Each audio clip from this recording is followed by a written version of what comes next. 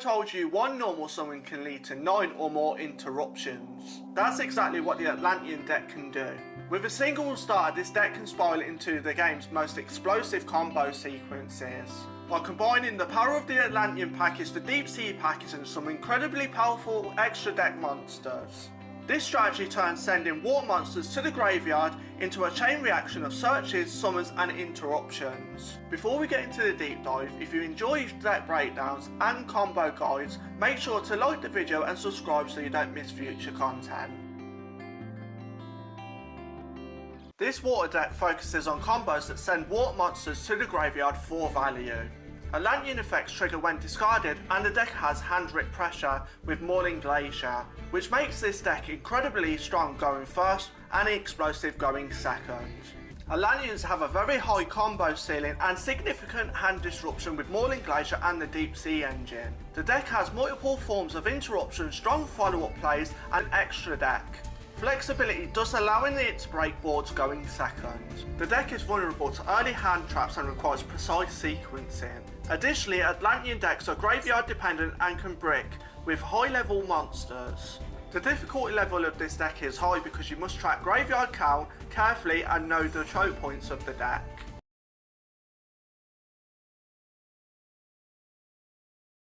Neptubis is the deck's most important normal summon, which sends Atlanteans to the graveyard and searches Atlantean Dragoons. Additionally, Neptubis revives Atlanteans when tributed and is the deck's 1-card starter. Shadow Squad special summons when sent to the graveyard, enables rank 7 plays and is a significant level modulation tool of the deck. Atlantean Dragoon searches any Sea Serpent which triggers when discarded, thus enabling incredible access to Mauling Glacier. Talking more on Mauling Glacier, it is a hand rip on summon and a 2800 attack body, which forces early interaction and often wins games by itself. Abyssing revives Neptubis and enables synchro lines, which extends combos more often than not. Virtue Stream is the deck's most important interruption tool that enables board protection and follow-up extension.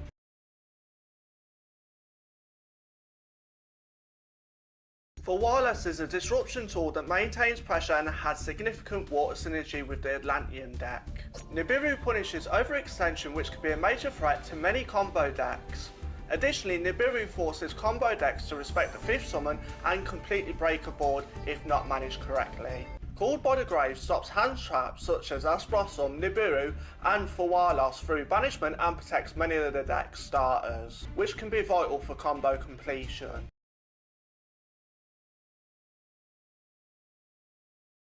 Abyss Chaos provides effect negation of face-up monsters your opponent controls with attack less than it, which can turn the duel into your favour. Poseidra provides mass revival and enables link climbing, which can change the tempo of the duel considerably.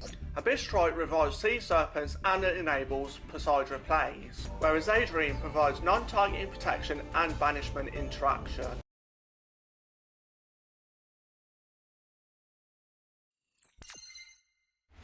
For this combo, all we need is Neptubis, the Atlantean print.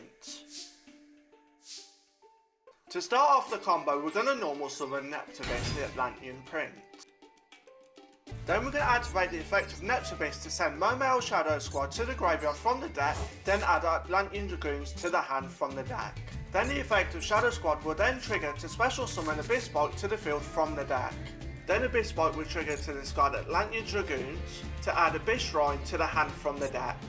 In the same sequence, Atlantean Dragoons will trigger to add Mauling Glacier to the hand from the deck as well.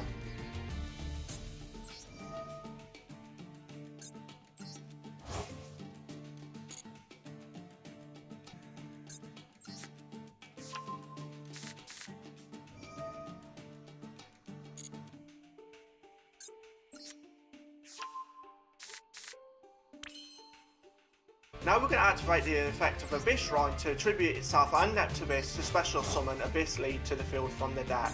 The effect of Neptubis will then trigger to special summon Atlantean Dragoons to the field from the graveyard.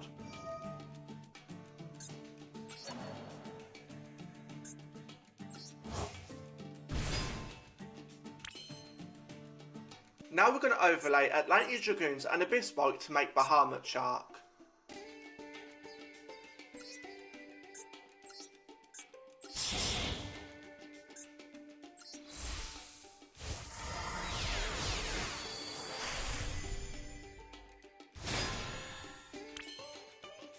Then we're going to activate the effect of Bahamut Shark to detach Atlantean Dragoons to special summon Totally Awesome to the field from the extra deck. Then the effect of Atlantean Dragoons will then trigger to add Deep Sea Minstrel to the hand from the deck.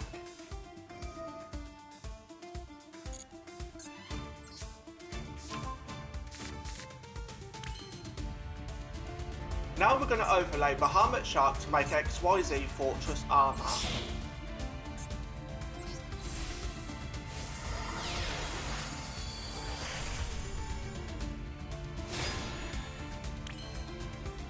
Then we're going to detach the material from XYZ Armor Fortress to add Armored Shark to the hand from the deck.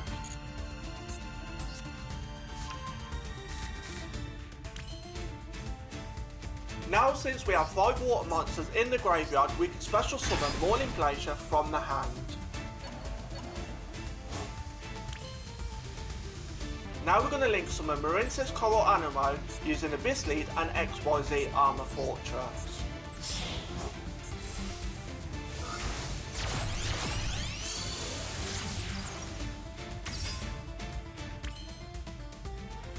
Then we can activate the effect of Coral Anemo to special summon Shadow Squad to the field from the graveyard.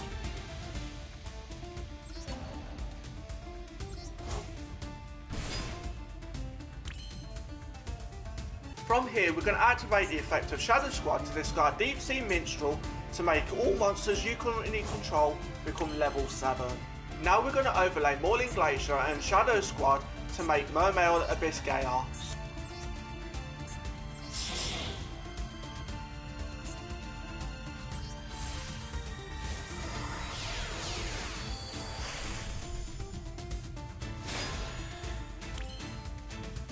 Then we're going to overlay Abyss Chaos to make Poseidon.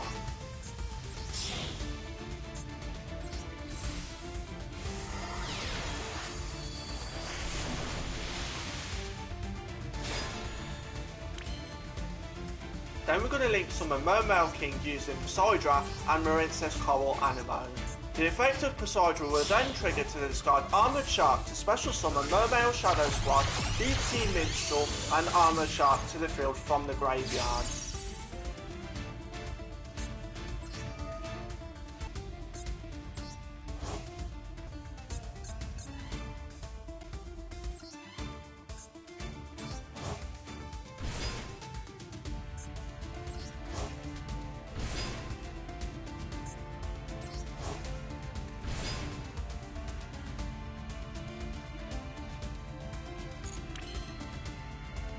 Now we're going to overlay Shadow Squad and Deep Sea Minstrel to make the Virtue Dragon. The effect of the Virtue Dragon will then trigger to add Virtue Stream to the hand from the deck.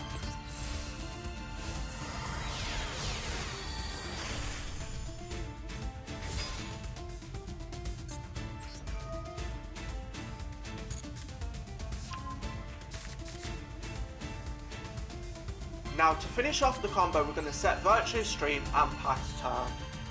This endboard is strong because Totally Awesome provides Omni Negation, Virtue Stream provides Trap Interruption, and Mermail King provides follow-up on the opponent's turn.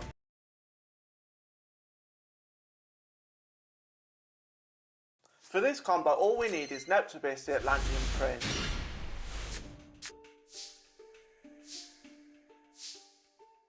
To start off the combo we're going to go ahead and normal summon Neptubis. Then we're going to activate the effect of Neptubis to send Shadow Squad to the graveyard from the deck, then add Atlantean Dragoons to the hand from the deck.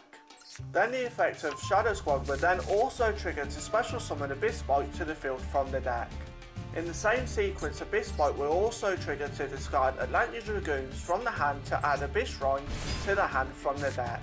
Then the effect of Atlantean Dragoons will then trigger to add Morning Glacier to the hand from the deck as well.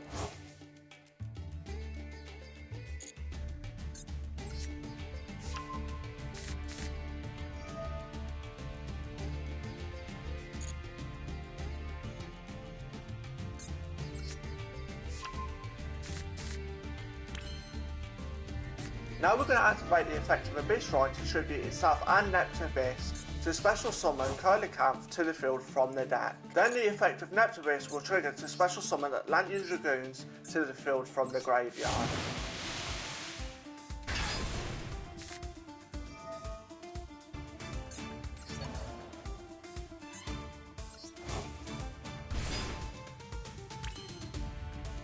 Now we're going to overlay Atlantean Dragoons and Abyss Bolt to make Bahamut Shark.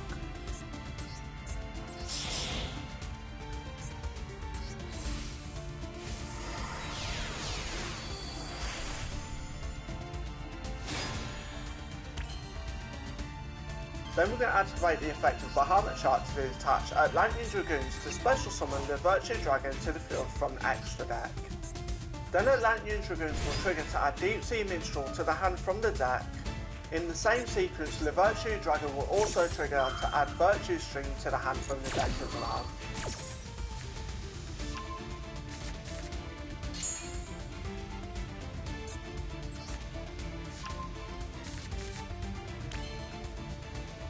Then we're going to activate the effect of the Virtue Dragon to detach a material from Bahamut Shark to add Atlantean Dragoons to the hand from the graveyard. Now we're going to link some of relentless Coral Anemo using Bahamut Shark and the Virtue Dragon.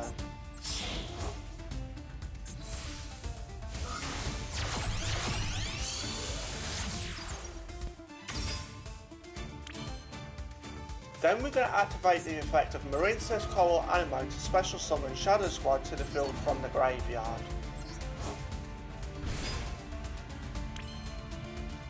Now since we have 5 water monsters in the graveyard, we can go ahead and special summon Morning Glacier from our hand. Then we're going to activate the effect of Shadow Squad to discard Atlantean Dragoons to the graveyard from the hand to make all water monsters you currently control become level 7. Then we can activate the effect of Atlantean Dragoons to add Deep Sea Sentry to the hand from the deck as well.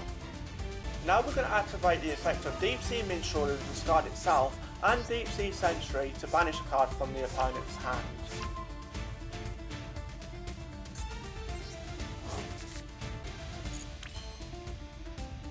Now we're going to overlay Morning Glacier and Shadow Squad to make Abyss Strike. Then Deep Sea Sentry will trigger to send 2 cards from your deck to the graveyard to add Atlantean Dragoons to the hand from the graveyard.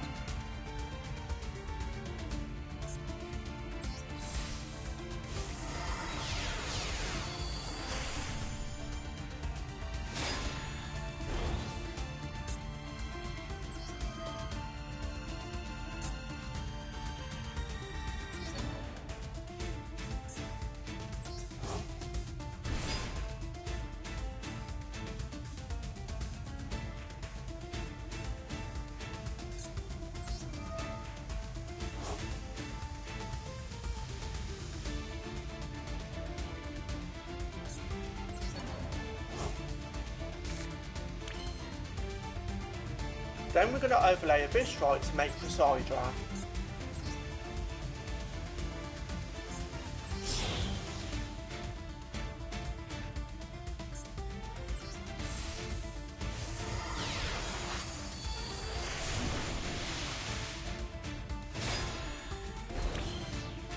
Then we're going to link some of Mermail King using Poseidra, Coral Anemo and Deep Sea Sentry.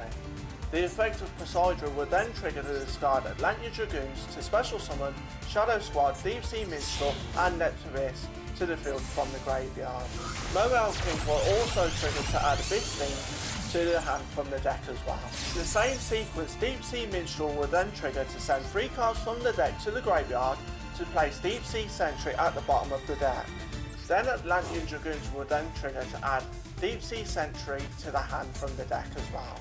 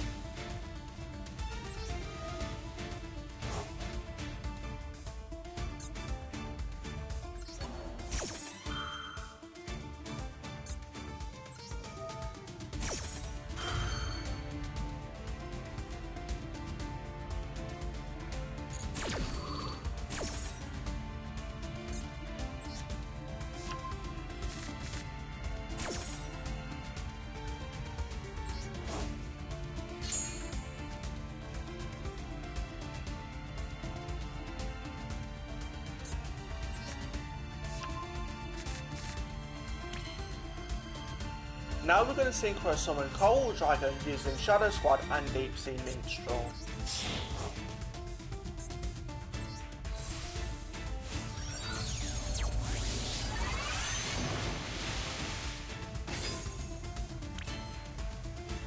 Then we're going to synchro summon Prima Donna using Coral Dragon and Neptubis.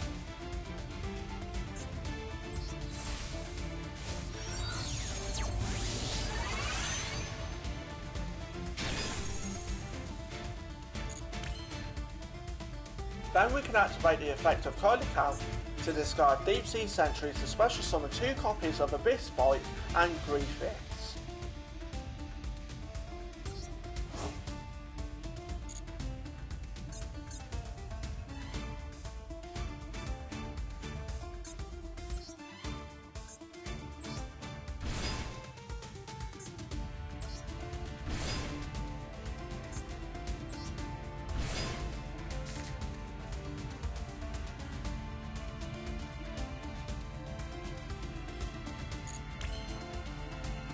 Now we're going to synchro summon Adrian using Coelacanth and Griefith.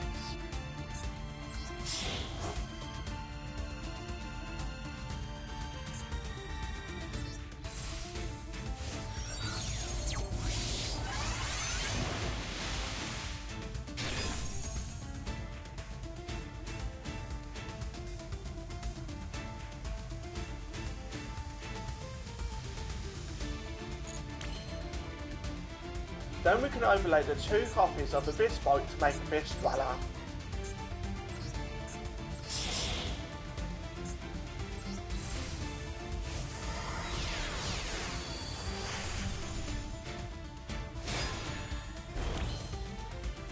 Now we're going to activate the effect of Abyss Sting to special summon Neptubis to the field from the graveyard, then equip it with Abyss Sting.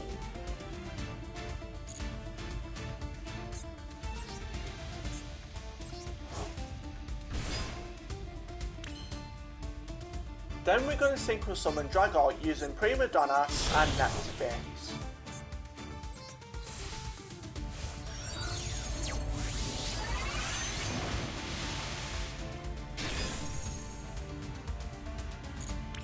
And finally, to finish the combo, we're going to set Virtue Stream and Pass Turn.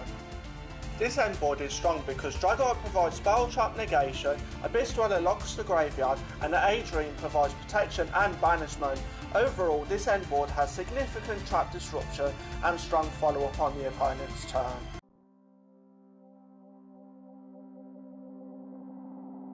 Now we are going to rate this deck based on 6 factors: consistency, power ceiling, resilience, extra deck versatility, complexity and efficiency. For consistency, I'm going to give the deck an 8 out of 10. This is because the deck has multiple strong starters, especially Neptubis, which can begin full combo lines by itself.